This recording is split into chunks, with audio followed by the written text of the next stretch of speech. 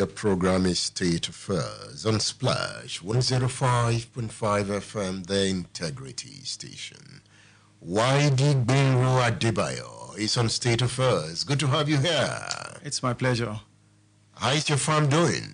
Oh, well, doing fine. Just a startup is an experiment, so I wouldn't expect to see something too good for the first instance. You're experimenting on cassava? Yes, I'm experimenting. So what have you seen so far?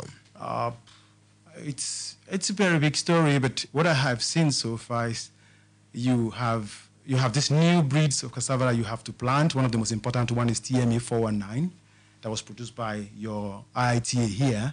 It's a high-yield cassava, and it's also an umbrella cassava that when you plant it, after some time, it covers the ground and kind of kill the weeds underneath it. So I'm experimenting with that particular cassava. Also, it's very young now, but I think farmers have a preference for that cassava.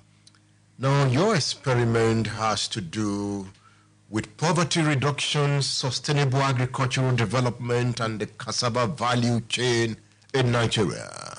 Yes. Why are you interested in the reduction of poverty?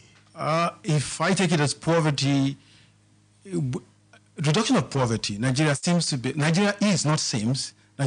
the country with the highest population living in extreme poverty in the world presently. At 45%, you have around something between 80 to 90 million Nigerians living in poverty. That's almost half of our population. And for me, more than 70% of this same 90 million are farmers. And one interesting thing about Nigeria is that because cassava grows everywhere, most farmers grow cassava. So what I have seen about poverty is that the poverty alleviation program we've had in the country before is you try to take people, you probably might not be a good example, but let me put it this way. You buy what we call motorbikes, Okada, for people to ride. When you give a majority of population in one area Okada to ride, then who is the passenger? If you buy grinding machine for almost everybody in a village, who goes to grind pepper anymore? So you're trying to create businesses that are actually not there. We're saying, okay, people are already growing cassava as a means of survival, as a means of guiding against hunger. And one thing about cassava is that it grows all year round. It can grow all year round, it can be harvested all year round, and you can actually do tons and tons of things with it. And with that, yeah, we can reduce poverty. Yes, we can. If we manage the value chain well. Yes, yes, yes. And when we say value chain, you see, when you do things, maybe the farmer does his own, the processor does his own. If you look at those value, in economics, one thing we say is that those values are very little. But when you connect this chain together, you have this continuous circular flow of activity that kind of explode that system up to 10 times. For example, now, farmers in Nigeria don't produce a lot. And the reason is that when they produce, in fact, in cassava, I think the cassava market in Nigeria always faces a glut. There's a glut now. But we're not the highest producer of cassava? Yes, we produced almost 60 tons in 2017. In Africa?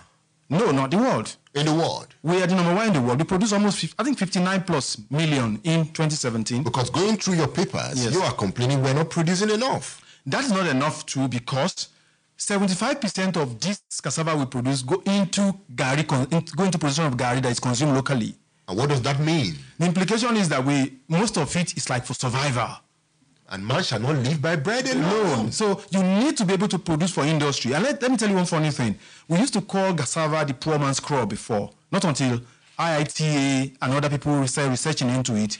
You now have high-yield cassava varieties that can produce up to 45 tons. And your state has comparative advantage. Yes. That's a comparative advantage. If our state can be revitalized using cassava. Cassava, yes. You can actually drive poverty down in your state using cassava. I was in Oyo town. You may be amazed with the kind of cassava industry that's in Oyo town. There are over 50 cassava local processing plants in Oyo. If you take, for example, if you go through the expressway, just getting into Oyo town, the people employed in that small rudimentary place, they are over 500 to 1,000. Do you see any strategic plan by government? Not yet. My research is about kind of creating consciousness in government to kind of engineer this thing. For example, federal government has tried on its own. Between 2002 and 2010, there was this presidential initiative on cassava that was done by that government, and it was thought to have expanded the cassava production in Nigeria by 25%. Because what they did was that they linked the cassava farmers with cassava processors and cassava end users. Let me now give you something that will make you smile a little bit. What we know about cassava is that we make gari, we make lafu, we make fufu, and people make tapioca and starch. These are what we do with our cassava today, and that's why we don't make any money from it apart from eating. Now, these are things you can do with cassava that has been discovered in the last decade. One, cassava starch is one of the best in the world. And we import starch into Nigeria to make a lot of things. Do you know that starch is part of the foods you eat, like maybe spaghettis and all starch, edible starches inside it? Tablets, edible starches inside it.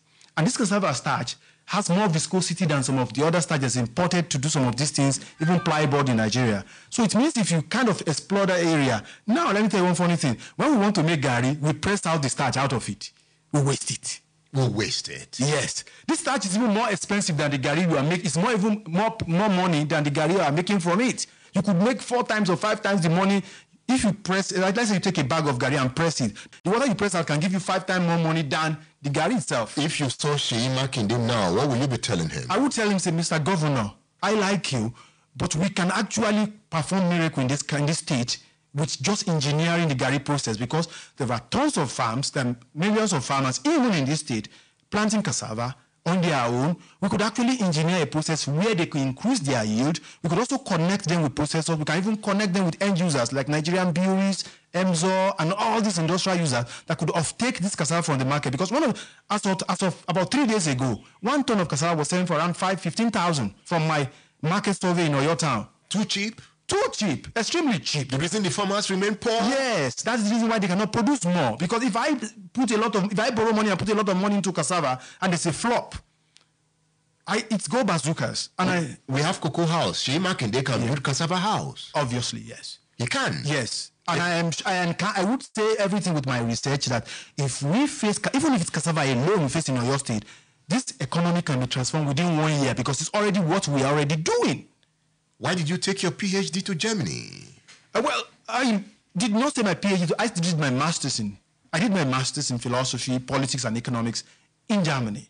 And the idea was that I was looking at a multidisciplinary way of looking at things, because I was of the idea that part of our problem in this country is the issue of psychology, the way we look at things. And also this affects politics, it also affects economics. So part of that was why I decided to study the MA PPE, that's philosophy and policy and economics. And after that, I majored in global economic development and said, okay, how can I come back and help? I want a PhD that can be practically implemented, that can change people's life and I can see it. The reason you are in the farm? Yes, I have a farm. It's a very small farm, about 25 acres. What does it take to be a farmer? It's not an easy job. I was in the farm. It was raining from morning till dawn, till dusk yesterday, and I was in the farm, all drenched up. Recently, you completed your visitation. Yes. As a scholar at the Covenant University. Yes. Did you enjoy your time? Covenant is one of the best universities in Nigeria. I always see that on paper. I never believed it. But when I got there, the structures are world class. The professors are very friendly compared to the ones I've always known in Nigeria. Now, for people like you, researching, yes, your PhD should solve our problem. Yes, it is. Enough of these PhDs that don't solve our problem. Yes. Do we blame the state for not paying attention to researchers like you? I would say, I would not blame this. I would not put the blame precisely on the state, but because the connection between the state and research institute like universities is supposed to be a mutual thing. If I do research and I don't reach out to those who are going to kind of like use it, because what we are doing now, even in Covenant, the conference I attended about 2 weeks ago in Covenant, that is the Covenant 2009 Sustainable Development Conference. What was done there was that they brought in policy makers. So all the research we were doing, they were being told about this and being enlightened about it, just to do this connect between the academia and the business sector or the government, so as to create these linkages. Because in the country where I'm studying, Germany, there are many companies that have research arms where people go to do their PhD.